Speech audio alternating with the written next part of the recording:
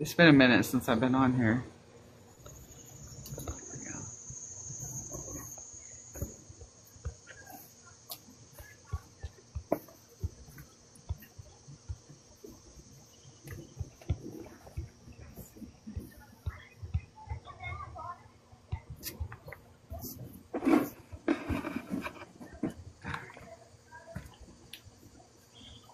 How you doing?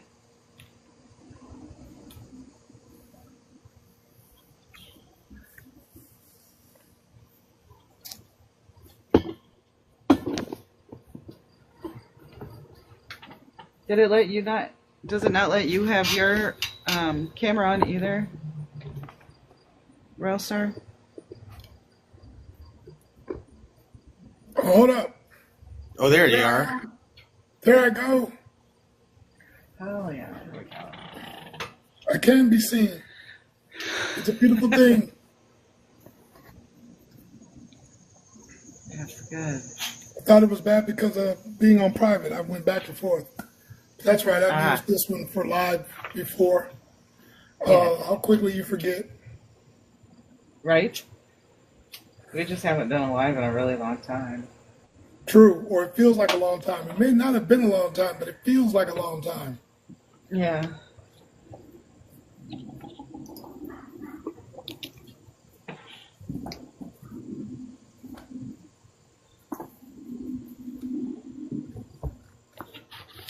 This is my favorite meme that I've made. Now, this is my favorite right now. Until the next masterpiece. But yes, I hear you. Do either one of you have a copy of my book to like hold up and show people? I do actually, right here. I brought it on purpose. I brought mine, but I guess I just don't have enough followers to show it up. There it is. Yeah. Okay. Good. I could actually put it up as my background. Hold on. Wow, look at you. Let's not get excited. Technology.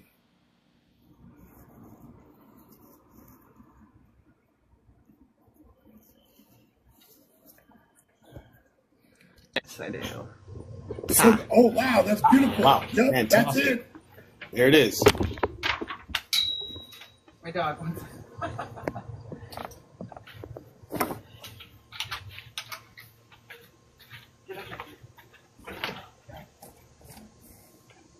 All right.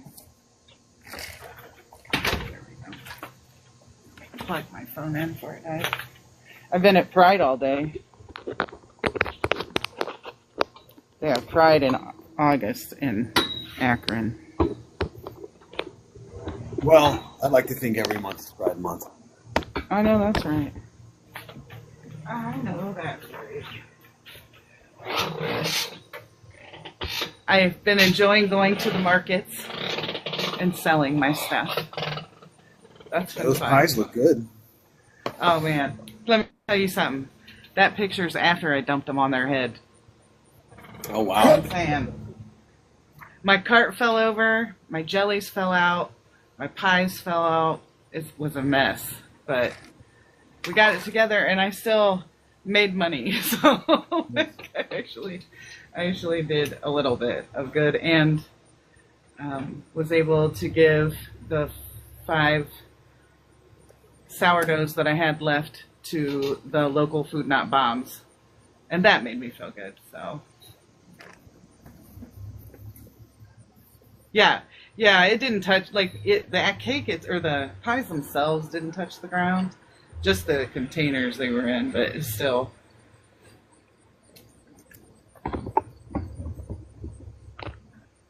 So we've only got 6 folks in here. Let's see if we can get a few more. Yeah.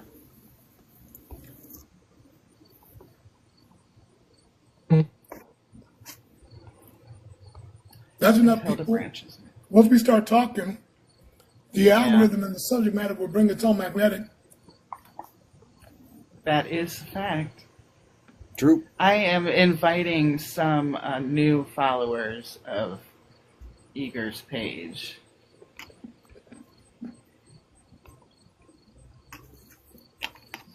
Can't get some.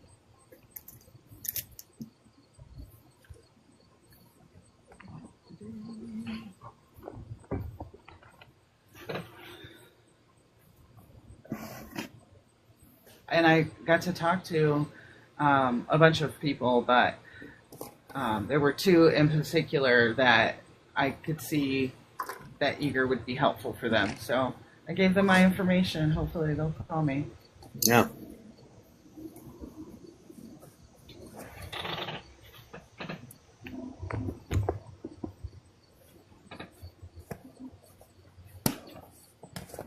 Oh, and on Mrs. Pink just said they're not familiar with this book.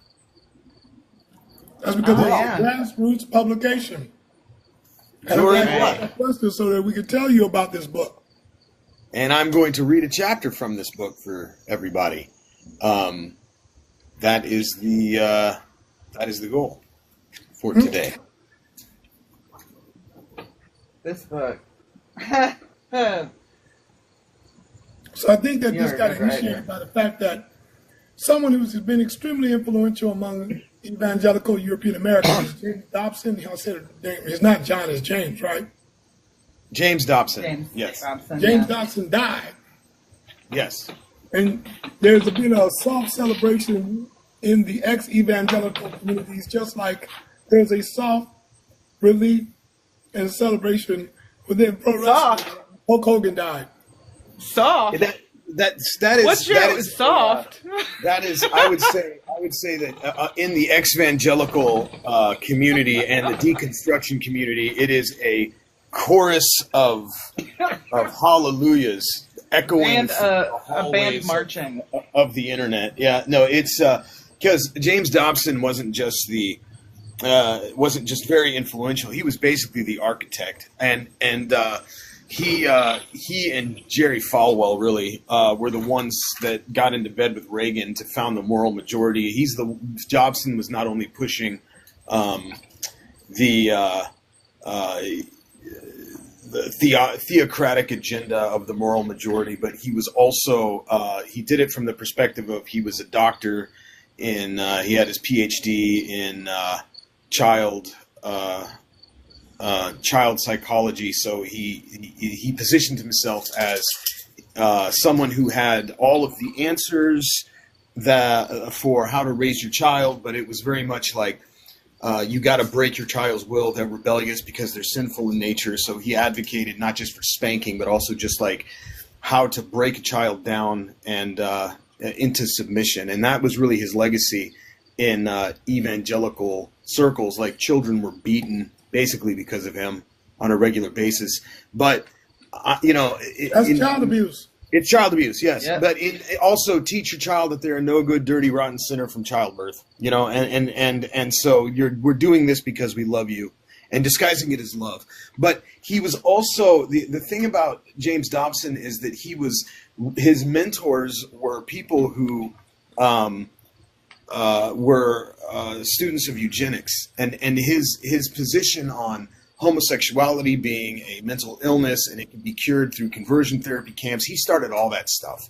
And it was all, he started AIDS being the gay cancer. He was the one, Wow. he was one of the spearheads of the satanic panic. Children are under the influence of Satan, Dungeons and Dragons. He had a radio show where he hosted all of this. He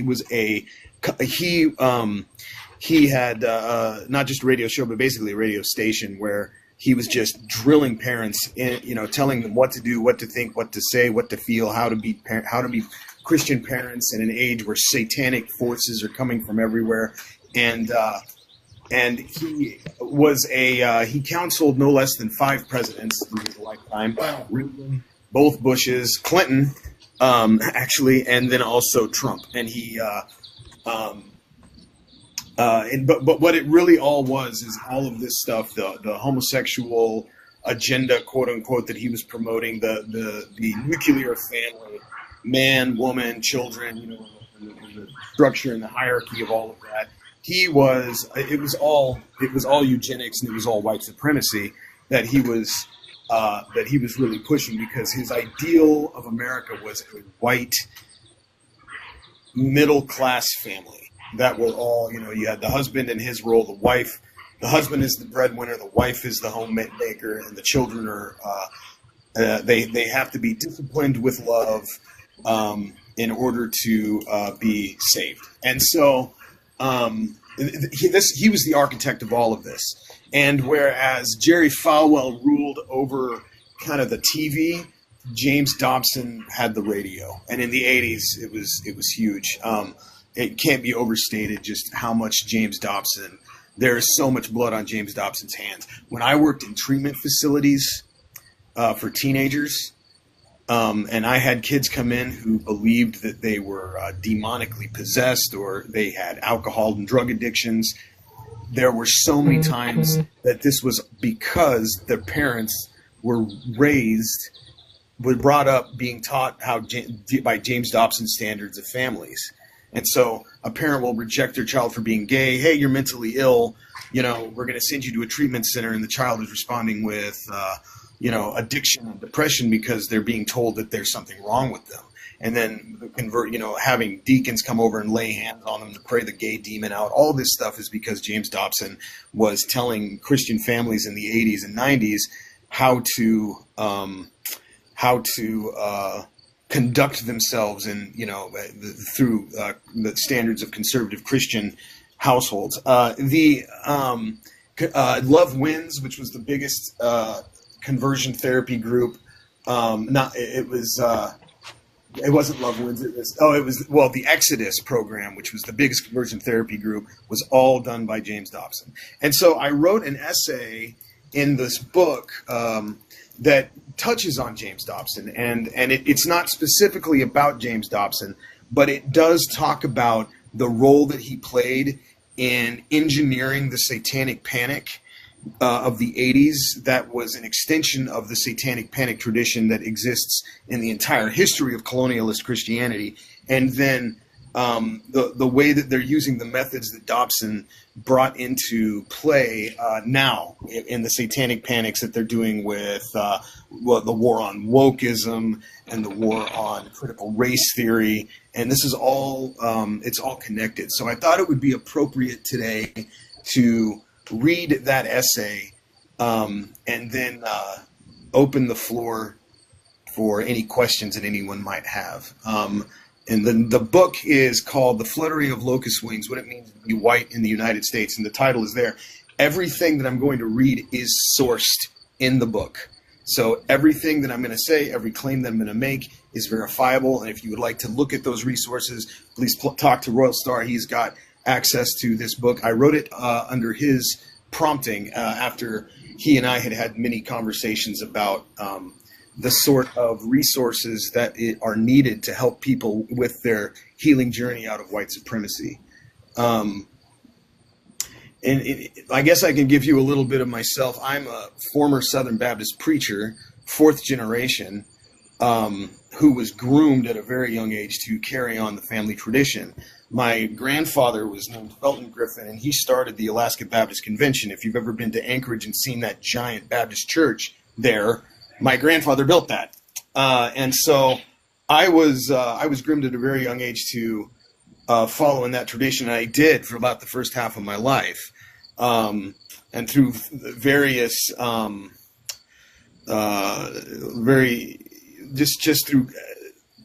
just through learning how to listen to other people, I started to what we now call the deconstruct my faith, and I ended up walking away from it. And I've since in the last 5 years become an ex-evangelical activist, meaning I'm trying to provide resources and raise awareness for the kind of abuse that is happening within churches, and specifically the evangelical church, and to provide safe places for people to come and ask questions, and who don't feel safe. Many minors, who are living with their parents who don't feel safe, trying to create safe places for them, where it might not be safe for them to talk openly about the doubts or the questions they're having. How do we create a safe space online for people to come and start that journey? But when I started that journey, I thought that white supremacy was a symptom of evangelical Christianity, which you would also include homophobia, misogyny, transphobia, xenophobia, all of those wonderful phobias. But what I really realized was that all of those things, transphobia, homophobia, misogyny, patriarchy, all of those are actually symptoms of white supremacy.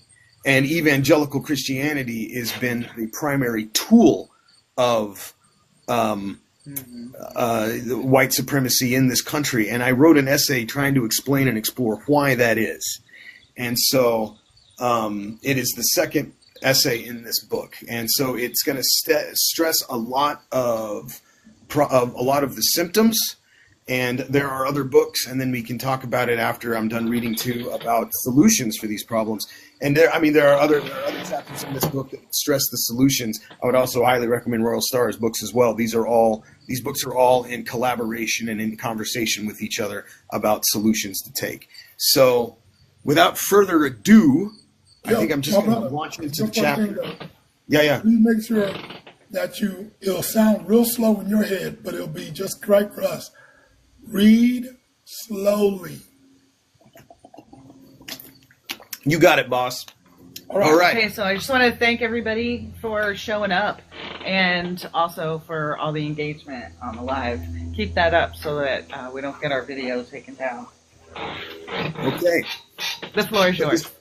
Yeah, thank you so much, everybody. And then at the end, we'll do some, I'll let Royal Star and Vix kind of host any questions for me that we can ask. But here we go. A tale of two existential crises. What does it mean to be white in 2024? The two types of existential crises that white-bodied people face in America today stem from the same foundation, the evangelical church, a nationalist, white supremacist, multi-billion member organization specifically designed for purposes of empire building, weaponized by those in power to perpetuate racist ideology all over the world.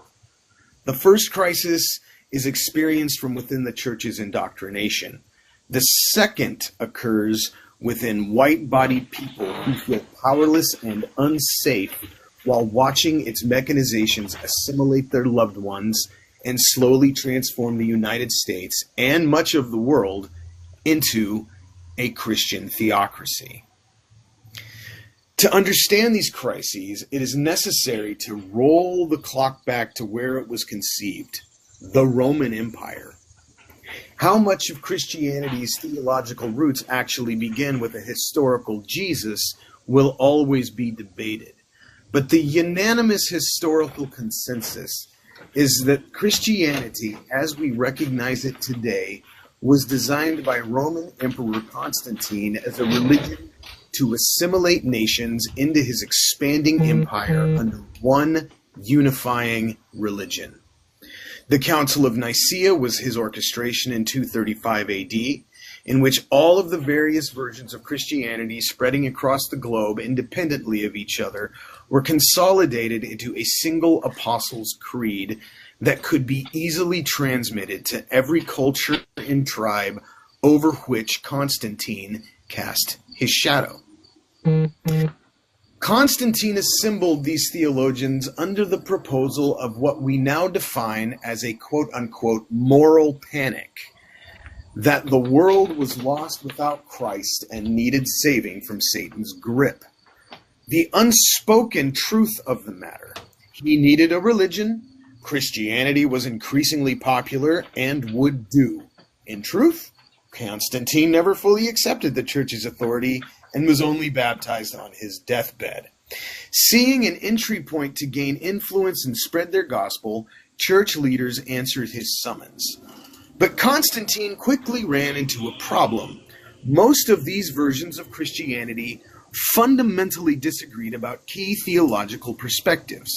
The empire needed unity. That was Constantine's priority, not the specifics of the doctrine. As a result, a specific theological interpretation was picked almost arbitrarily. Anyone at the council who refused to sign off on the subsequent Nicene Creed, particularly those skeptical of Constantine's intentions, was banished from the empire. At this earliest stage, we see the taproot of the two contemporary crises I'm describing. Council members had a choice to either accept the weaponization of their religion or watch powerlessly as it happened. Once established, Constantine utilized this creed as soul-saving propaganda, a pretext to expand his empire. His army was all baptized into this newly revised faith, except for their sword-bearing arms, which were raised into the air and kept out of the redeeming water. Turns out, nothing gets people more excited about their own subjugation and, more to the point, subjugating others from a position of power than believing it is a loving God's will. Constantine's plan ended up going better than he could have imagined. In fact, it outlived his empire. In most of its forms, the entire chain of Christianity's history returns to Constantine, from which its imperialist and nationalist agendas clearly evolved. Evangelical Christianity is an offshoot of the Protestant Reformation, which did its own share of witch burnings, which is an offshoot of the Holy Roman Church, which is where Constantine fashioned it. Even after Rome fell, the roots it planted remain the foundation of every empire that's come after it. Constantine's parasite, then, never died. It just evolved as empires recognizing its usefulness rose and fell. America is simply the next empire, and white supremacy is the standing manifestation of the way that Christianity has been used to subjugate children of lesser gods for hundreds and hundreds of years. See also the Crusades, the Inquisition, the Holocaust, slavery, a Native American genocide, women's suffrage, segregation. Notice a pattern here? All were justified by the Scripture as interpreted by God's mouthpieces from nearly every pulpit ever constructed. Christianity's history might be layered and complex, but its design is that simple. Perhaps you've never heard of the Iner Caetera, a papal decree written by Pope Alexander VI on May 4th, 1493, in which he granted the Catholic monarchs King Ferdinand II and Queen Isabella I all lands 100 leagues west and south of any territory around the Azores or the Cape Verde Islands. This permission was granted under the pretext of soul saving, and I quote, "Among other works well pleasing to the divine majesty and cherished of our heart, this assured ranks the highest, that in our times, especially the Catholic faith and Christian religion shall be exhausted and everywhere increased and spread, that the health of souls be cared for, and that the barbarous nations be overthrown to the faith itself." This phrasing leaves zero room for doubt about the Pope's real intention. It literally rewords Constantine's propaganda. Anyone in that time who pointed this out, of course, was usually executed as heretics. I now want to compare Pope Alexander VI's statement to one found in a conservative high school textbook about American history that has been written as a counterpoint to the teachings of critical race theory. And I quote, "The slave who knew Christ had more freedom than a free person who did not know the Savior." Keep in mind that this curriculum is being taught to children in our country by people who think we ought to teach alternative perspectives on the Holocaust. Behind this curtain, you will find white evangelicals, the latest manifestation of the emperor's soul-saving Christian conquerors.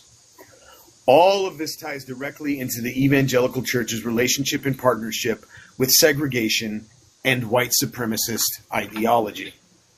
Did you know that the Southern Baptist Convention, the largest evangelical organization, was founded in 1845 on a pro-slavery platform because Baptists were abolitionists who refused to let slave owners be deacons?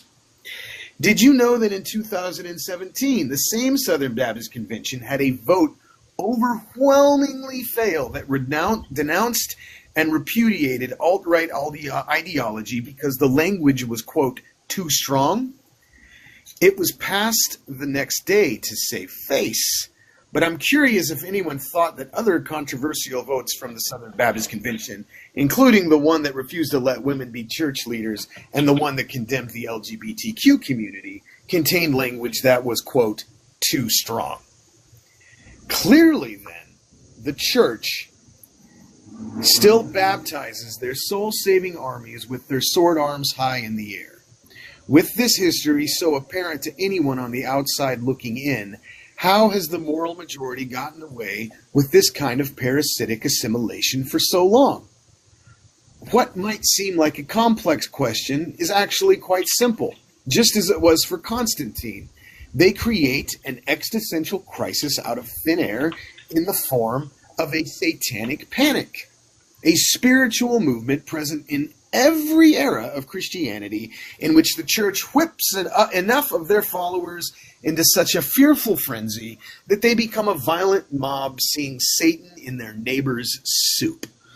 This movement becomes so powerful and influential that anyone within their own ranks, read mostly white-bodied people, who try to resist this impression of non-white people is met with threats and violence themselves, so that they have to choose to either remain silently complicit or place themselves in danger.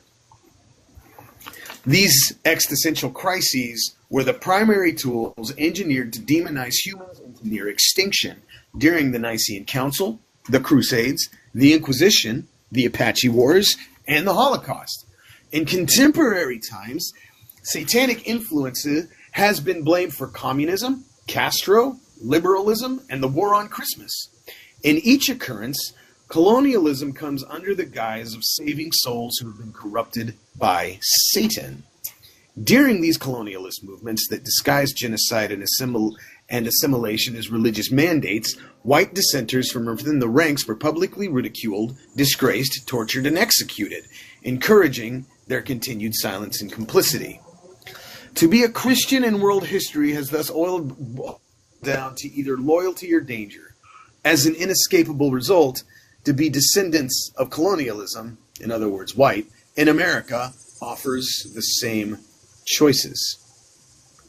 We now follow the thread from Constantine to the Reagan presidency, when we see the American religious right's most successful attempt to create such an existential crisis within its flock in the form of satanic ritual abuse, SRA, which created the roadmap for the one currently being implemented in 2025.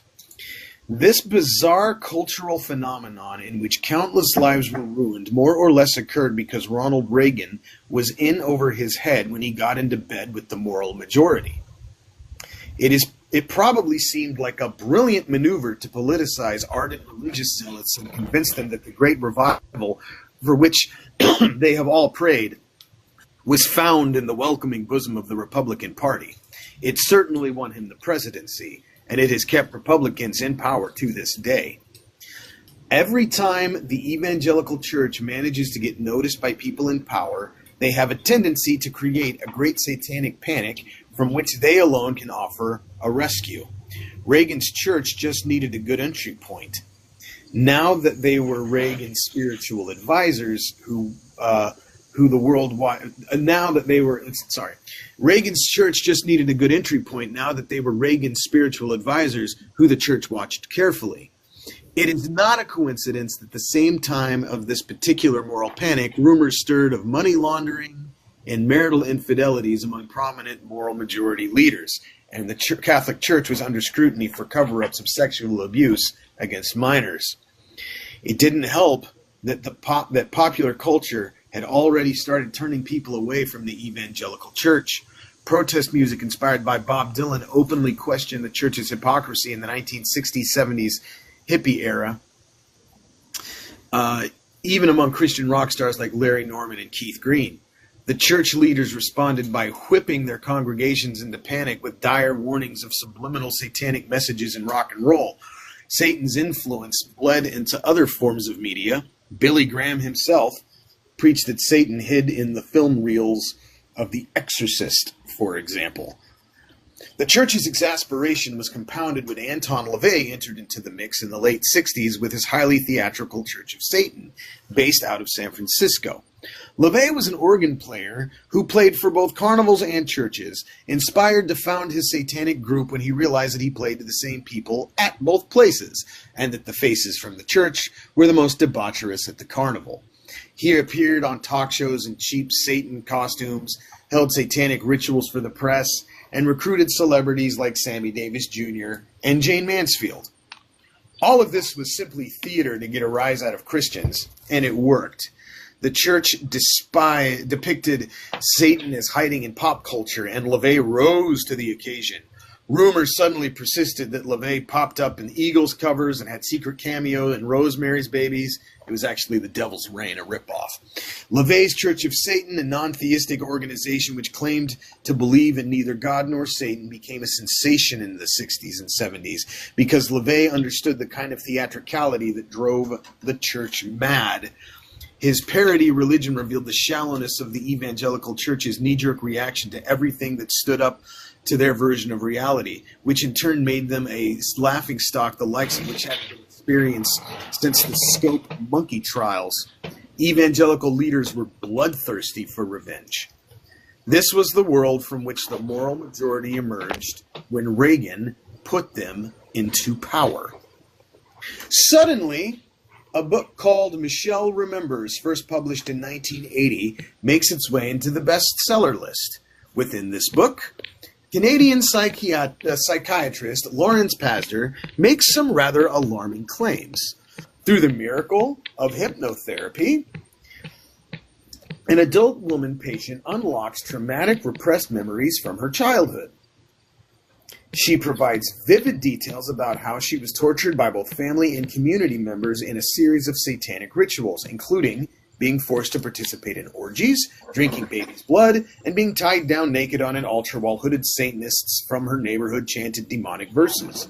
Without offering any evidence besides these memories, Pastor assumed that the accounts were all true, while assuring his readers that they were obligated to do the same in order to snuff out the satanic cabal that had infiltrated every level of our society, including our own communities.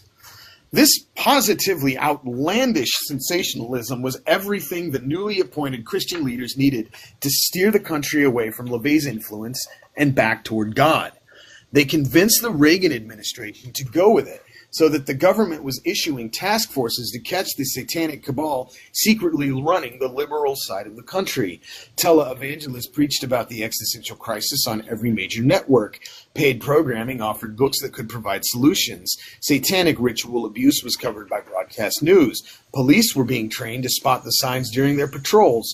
School counselors were mandated to read pamphlets about how to tell if your students are victims of satanic ritual abuse, and how to know if your peers are in on it. Oprah and Geraldo all had specials about it. Joan Baez wrote a song about satanic ritual abuse. Throughout this existential crisis, the moral majority was constantly depicted as the demon slayers, riding in with a fiery cross to save the day. White evangelical churchgoers absorbed all of this information with absolute existential panic. Everyone was talking about it while looking at their neighbors suspiciously, as more and more reports accumulated that children with repressed memories were revealing the truth through hypnotherapy. There were police raids, arrests, trials, and Anton LaVey's people basically had to go into hiding. To keep himself and his congregation safe, he pulled two smart maneuvers. He forbade his flock from talking to the press, and he refused to reveal the Satanic Church's membership numbers, essentially removing them all from the conversation entirely, so that those caught up in the mob mentality would instead eat each other. And they did. Even within churches, congregations were looking for potential members of Satan's nightly orgies. Nevertheless, LaVey was effectively neutralized and passed the remainder of his life as a recluse, powerless, and impotent. Meanwhile, psychologists were starting to question all of this because they were beginning to suspect that hypnotherapy wasn't reliable. But if mental health professionals were too vocally skeptic, Jerry Falwell and the moral majority could suggest that they were in on it while providing psychiatrists from the fold to confirm the reality of satanic ritual abuse. The most prominent of these experts was a man named Dr. James Dobson, who led the charge stirring up the panic, not least of all by calling homosexual a deadly satanic disease that could be cured through prayer and Christian counseling. On his massively successful radio show, Focus on the Family, Dobson declared to millions of Christian listeners every week that anything that didn't fit our narrow, white supremacist reading of the Bible was Satan trying to replace the traditional family unit that God himself has declared to be the only standard by which all of us should live. It goes without saying that most of the targets were people whose existence challenged white evangelical leadership's shaping of America into a white supremacist theocracy that they wanted. They needed their families to stay conservative and traditional, so they also made sure that the LGBTQ community was a key player within every satanic orgy, as well as feminists who challenged the misogynistic foundations of the so-called nuclear family, and the potential colonized, particularly in Africa, who resisted their white gospel in favor of their own spiritual practices, a practice still common today. It wasn't bad enough that Falwell preached that AIDS was the gay cancer on television. Now, being gay itself was being demon-possessed. Satan's plan, it was explained to us, was to have AIDS kill as many people as possible before they could accept Christ. It also can't be a coincidence that educators were being accused in abundance because they saw the absurdity of the moral panic. But everyone was afraid to speak out, even as eyewitness testimony retrieved from hypnotherapy, including accusation against parents, leaders, teachers, counselors, simply disintegrated underneath all of the physical proof. Investigations, arrests, and trials continued. White people who saw through this ruse thus experienced an existential crisis of their own, akin to ancient punishments and executions. They too felt powerless to do anything to stop it.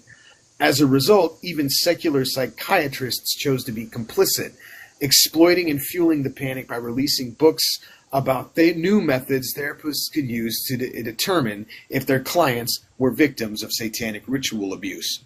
Look up the McMartin preschool trial for more information. People went to jail, lives were ruined, and white supremacists operating within the moral majority made a fortune while maintaining complete control of the narrative and, therefore, much of the world.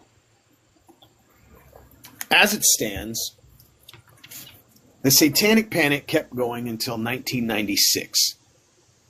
It had been gradually diminishing in the public conversation since 1989 or so, primarily because the FBI was consistently unable to find any substantial evidence of it, which gave them the confidence to defy the moral majority and talk publicly about smelling a fabricated witch hunt.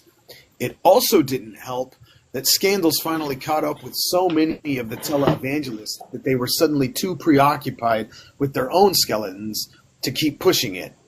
Satanic ritual abuse also hadn't stopped Clinton from getting elected, and church leaders needed to turn their sights into paths more capable of taking him down, like, say, an intern. Then in 1996, Carl Sagan devoted a chapter in a book to how hypnotherapy patients also recalled stories about alien abduction, and he challenged society to collectively draw the line. So thanks to Carl Sagan, that's why all of this ended. Suddenly, Geraldo was issuing an apology, and Lawrence Pazder rightfully faded into disgrace. But if the Reagan-era satanic panic has faded into obscurity, very little has changed in the evangelical playbook, which has barely been updated since Constantine. Assimilation is merely what it has always been. Evangelism. Follow the thread from the Reagan administration to today. Pillars of the moral majority still reframe their tactics, all of which are based on white supremacy as God's loving will. Look no further, for example, than the second Iraq occupation, when American General William G. Boykin spoke before Congress about how our armies battled Satan himself in the Middle East. We are on the side of God, Bush Jr. kept insisting about our occupation in Iraq, ignoring pleas from his PR team to stop referring to our search for non-existent WMDs as a holy war. Keep walking along this road and you'll find QAnon, Pizzagate, January 6th, and a new war on wokeism.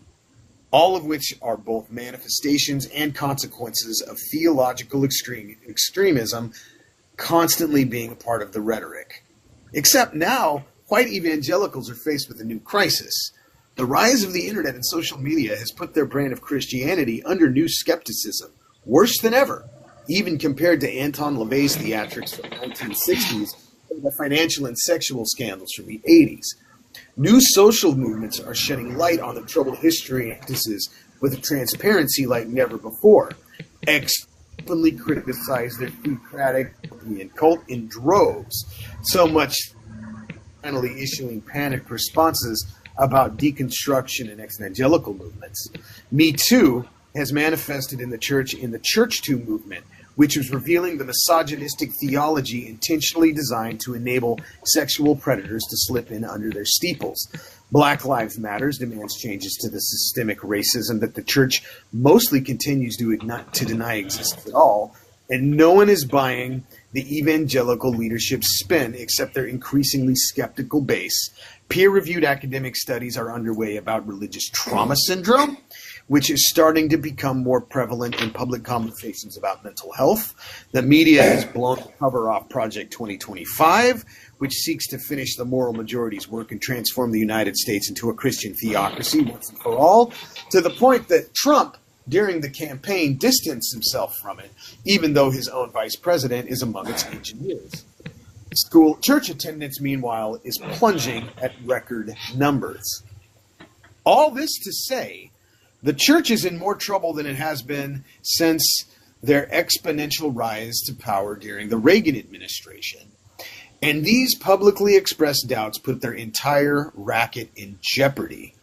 But the evangelicals survived their 80s scandal because they still controlled so much of the media. Fast forward now. Falwell and Dobson are dead. Falwell's son is disgraced. The moral majority is grasping desperately for new leadership, while QAnon and the Flat Earth movements reveal just how gullible the nonsense may continue to be. And if you think that's not fair, ever met a Flat Earther or QAnon member who isn't evangelical? While the evangelicals continue to hold immense influence over their interest groups, then their considerable base, elected officials, and a few very successful media outlets, something feels on the verge of rupturing in ways that they haven't felt since this danger. They haven't felt this danger since their rise to power. In fact, you might call what they're experiencing an existential crisis. But now that we've examined white evangelicalism's historical playbook critically, we can identify their next maneuver. New skepticism means a new moral panic. Only their leadership has learned its lesson from weaving an existential spiritual crisis out of thin air, as they did in the case of satanic ritual abuse. This time, their plan is to lump all of their critics into one single term, which they are quick to demonize: wokeism. And it's more or less working exactly the way they want it to. Ask any white evangelical what it means to be woke, and they will define it as any anti-American sentiment. What is anti-American sentiment? Anything that challenges the narrative that white supremacy calls soul-saving. Their time-honored term for the propaganda it employs to strengthen its political power in a way that rallies its base with a moral panic and neutralizes its critics through fear. The anti-woke moral panic has several angles from which it attempts to advance its narrative. Its strategy seems to first define woke in a broad sense and then target and absorb each of their critics one at a time, not unlike the way one builds an empire, come to think of it, so that they all fit under its definition. To be defined as woke, then, becomes the kiss of death. That being said, their targets haven't changed over the decades. Feminists, BIPOC activists, the LGBTQ plus community, DEI, and immigrant rights activists have all been predictably attacked as anti-American groomers and communists. While individual articles could be written about their propaganda against any of these groups, they would all ultimately reveal that attacks against reproductive rights, feminism, gay and trans pride, sex abuse investigations, etc., stem from the foundational values of white supremacy. Because of that, it's really only necessary to discuss one topic that has been lumped with the others under the dehumanizing banner of wokeism: critical race theory, which is clearly the one of which they are the most afraid. By attacking critical race theory under the guise of wokeism, they kill all the birds with this single stone. Education Week, the #1 source for news and insight into pre-K through 12th grade education in America, describes critical race theory as, quote, an academic concept. The core idea is that racism is a social construct, and it is not merely the product of individual bias or prejudice, but also something embedded in legal systems and policies. The basic tenets of critical race theory emerged out of a framework for legal analysis created in the late 70s and early 80s. The church's base learning such history would certainly blow white evangelical leadership's cover and expose its history as enablers of colonialism, slave ownership, and segregation, and that's why they're afraid of it. So when critical race theory becomes part of the conversation for emerging curriculum in our public schools, white evangelicals can't afford to take that sitting down if they intend to survive. What else can they do but create a new existential crisis to stop it? That what was once the Crusades, the Inquisition, the Holocaust, satanic ritual abuse is now wokeism, created to demonize critical race theory and all of the progressive ideology stemming from it. The theatrics never change. Leaders always emerge with all the talking points that all evangelicals will repeat over and over because God has laid it as a truth on their hearts. They will fight to preserve their sacred theocracy that they've been brainwashed into believing is freedom, while taking away the humanity of those whose continued exploitation keeps their privilege safe. You know, the witches, the liberals, the Satan worshippers, the Marxists, the anti-Americans, the feminists, the heathens, the savages, children of a lesser God, and all those whose existence threaten to disrupt Constantine's still ravenous parasite. It all weaves a chaos magic that keeps its white body base afraid of satanic influence while making those who support this progress feel impotent in the face of their intoxicating hostility. Of course, the church still pitches this new witch hunt as an example of perfect love. For example, we're not racist for refusing to hold ourselves accountable for the systemic racism that literally built this country. They are racist for pointing it out, because all of that is past and we need to move on. We're simply trying to make sure that we are all being treated equally under Christ's redeeming blood. They've literally hijacked the words of Martin Luther King during Black History Month to justify their attempts to block their children and grandchildren from learning how they threw garbage at Ruby Bridges as she walked into their school. Or how about how white supremacist history goes back even further to this country's very conception? Or the way that Christianity was used as a catalyst for slavery and for all the oppression and segregation experienced afterwards? How this institution was created not by particularly religious white men who nevertheless understood religion's immense usefulness for keeping them in power. About how Thomas Jefferson treated his slaves and how most of the founding fathers were slave owners themselves, or how George Washington realized that the only way he and his friends were going to effectively steal Indian land was as an independent nation not bound to King George's treaties with the Iroquois nation. About the way that the system has been stacked against non-whites since this country's conception to become a world in which they have every reason to fear nearly every privilege that whites don't even notice that we have. This kind of education may signal the white evangelical church's doom once and for all. To preserve themselves, they're going to keep whipping up this frenzy around critical race theory and wokeism. They're going to push it as hard as they can to stabilize it as the new satanic panic. They're going to send their flock out protesting its teaching in our schools in droves. They're going to make it the talking point of every media outlet they control, and they will do it as they align with every facet of white privilege that stands to lose their influence if we actually taught the truth to children in school. The responsibility now turns to those white-bodied people on the outside looking in, those living under increasing pressure to stay silent and feeling both powerless and impotent in the face of the white supremacy that this war against wokeism now seeks to stabilize. If Constantine's Nicene Council has taught us anything, it's that while massacring non-white people in mass in the name of evangelicalism, we make examples out of dissenters within our own ranks through banishment and witch burning.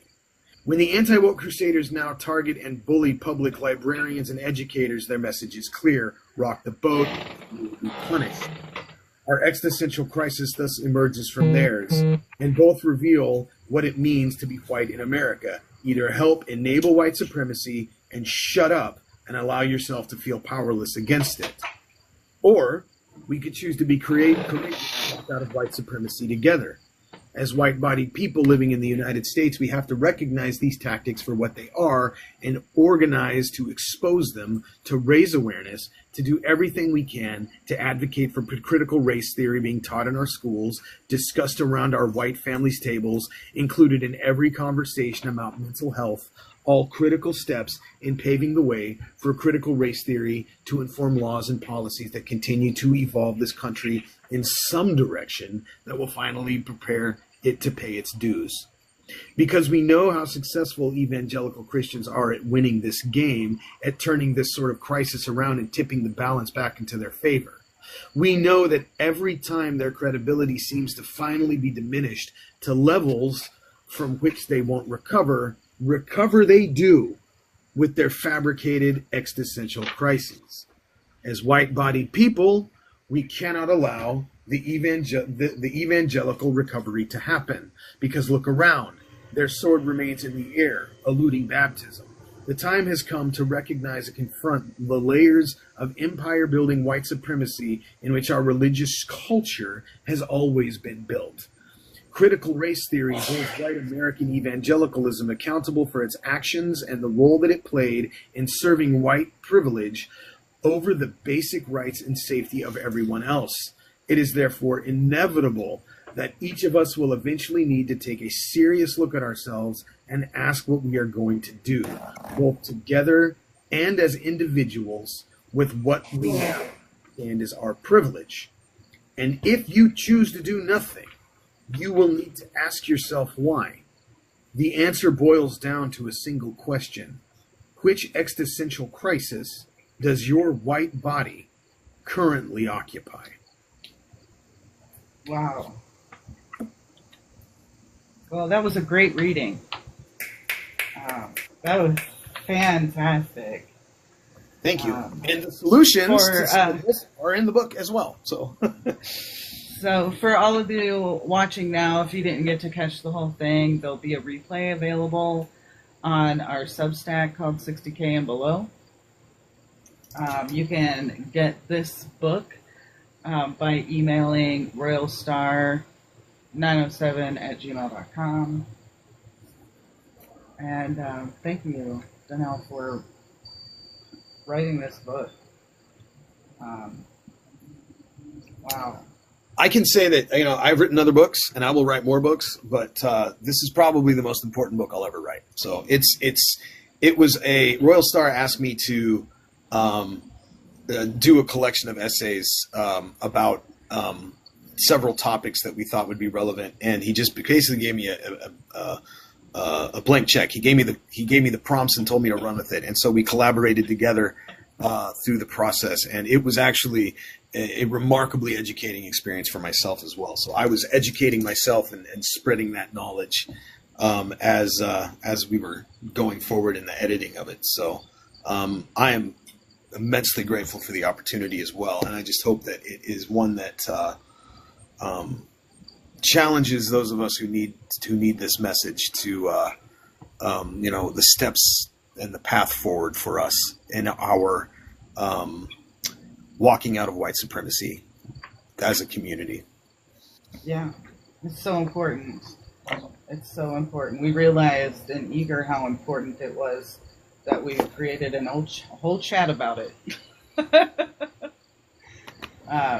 So we've got a chat for deconstructing spirituality, because we didn't want to limit it just to, one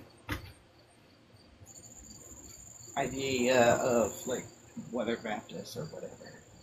Yeah. Wow. I am still processing this because I hadn't got to this chapter yet. I'm a slow reader because I read like 6 books at one time. So, which one in pink says, do you know if the Intercatera was prior to the Doctrine of Discovery? The Doctrine of Discovery was in, I believe, 1452.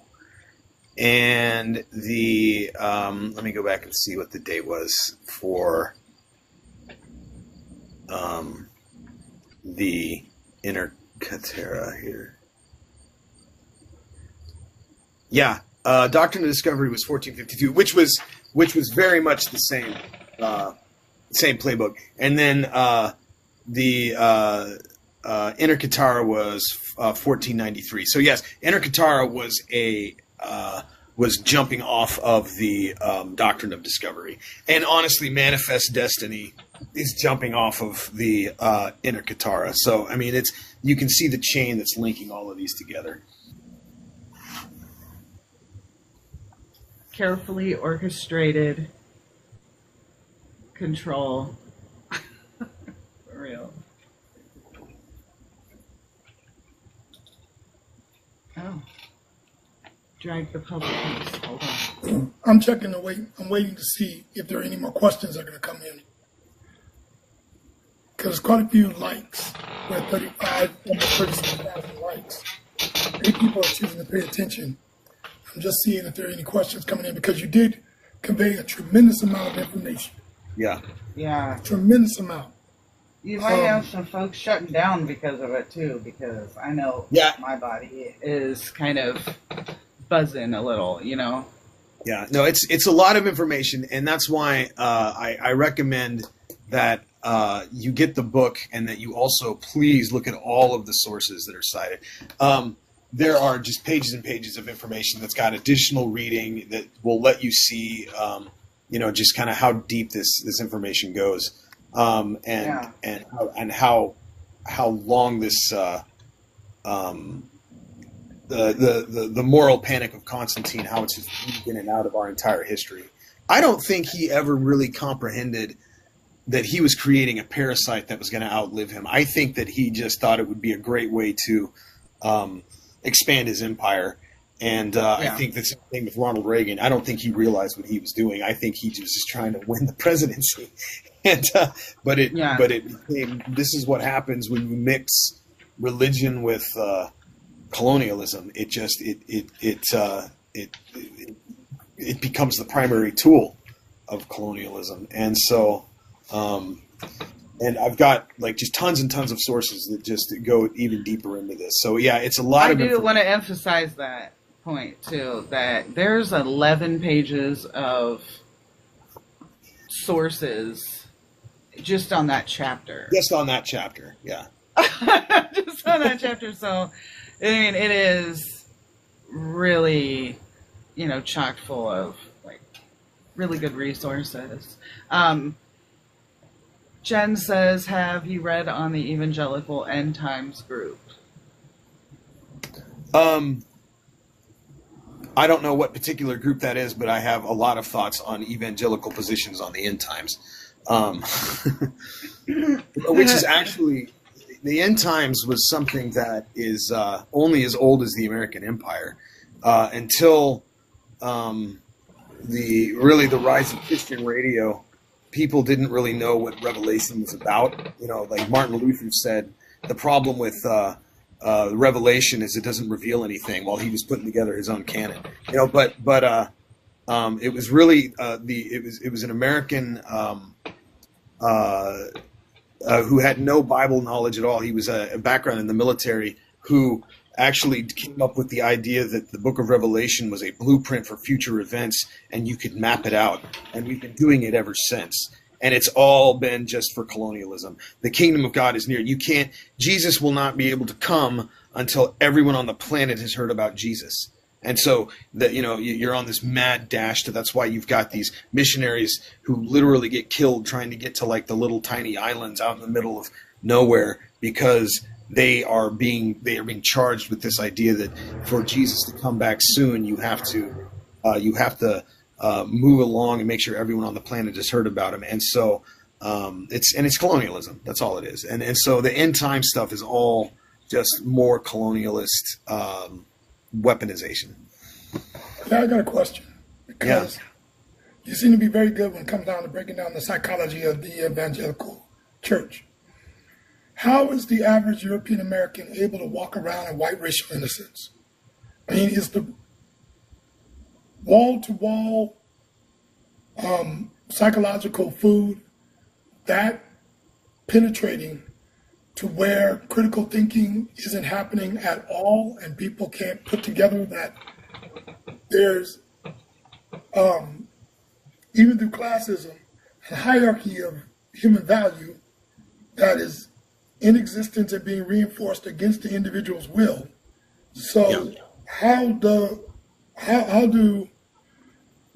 what's the self-talk? What's the process? What's the ritual? What's the cultural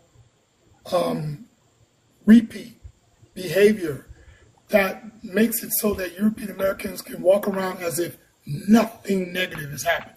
Yeah, no, that's a good question. So it is so if you ask any white evangelical Christian if racism is a sin, they'll say yes. Racism is a sin. It is absolutely against God's plan. And they will also say that what we really need to be is colorblind. Like we don't see race. Now, this is all nonsense because we do. But people ask me if Christianity has any paths forward, away from Constantine. I would say yes, it does. But the Christianity that has a path forward is the one that recognizes the transgressions of an entire people, an entire country, an entire generation, and not see sin as something that is individualized. Because what evangelicals do is they individualize sin. And they call it sin from which it can be forgiven, and then they individualize it. There's no collective sin, even though the Bible itself is loaded with examples of God calling out collective sin. They don't recognize collective sin. They say everything is on an individual level, so that you are responsible for your own sin and your own feelings. Racism is not a systemic issue. It's an emotion. If I don't personally feel any anger or upsetness or any sort of thoughts of inferiority toward a person of color, then I am fine. I am not a racist. And we are taught to take that. So individualism is a lie, but it's a great lie that the evangelicals use in order to create this sense of tunnel vision, so they're not looking around and seeing what's going on. They see themselves as individuals personally responsible for their own sins. So racism is not a systemic issue. Racism is not even a real issue. It is a sin. And so if I am racist, I will ask forgiveness. And then it is the job of the person toward whom I am racist to forgive me, or else they are also sinning.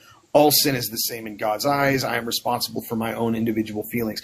And if you pan back and look at the bigger picture, they simultaneously will say that you need to focus on your own sins, judge not lest you be judged. It's between you and God, while also conversely saying that if we don't turn our country back toward God collectively, he will remove his hand of protection from us, and we will be bombarded with all of these horrible wars and famines and disease, just like ancient Israel turning its back on God in the Old Testament.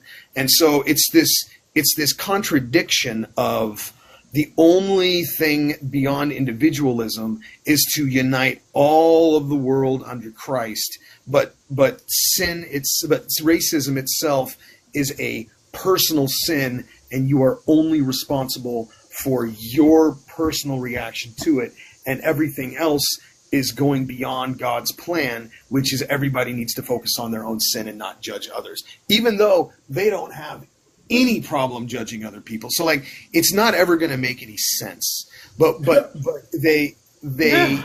it's the contradiction in the collectivism of Christian theocracy, but then like the individualism of personal sin it will never track. It will never add up. But this is how they teach it. If I come out and say, man, racism is systemic and we really need to do something about it, then they will say, well, you're sinning because you are, I wasn't personally a slave owner. I wasn't personally a segregationist in the 60s. I didn't do it. I'm from Irish descent, or I'm from something else that didn't have anything to do with it. And there are 1,000 different excuses they'll make. But what it really boils down to is that the things that they don't want to be held accountable for, they take away the community responsibility of it, and they turn it into an individual responsibility. And that's how they walk around in that tunnel vision. Hope that answers your question. I've got a couple comments it goes back to, I can't be racist. Some of my best friends are black. It's that same argument.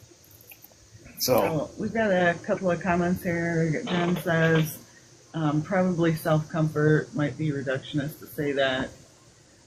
Dr. Joss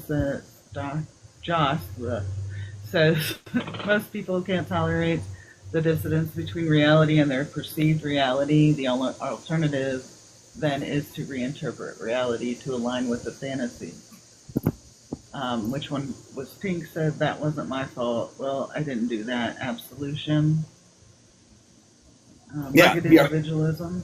100%. We are only responsible for our own personal feelings. Even though the Bible is filled with verses about, because let's be clear, this was never about the Bible. Like whatever the Bible says is incidental. You cherry pick whatever it is you want in order to stabilize your own, agenda. But the Bible is filled with God literally saying, I will punish the sins of the fathers will be visited upon the sins of the son. I will punish people for 1,000 generations, or I will honor people of 1,000 generations of those who love me and keep my command. Like the Bible is filled with God making absolutely clear that sin is and we are responsible as a community for our transgressions. Jesus is very clear about that, like in many of his teachings. But the concept of personal sin became one of those things that emerged, with evangelicalism, as evangelicalism in America rose, particularly when they were trying to confront slavery,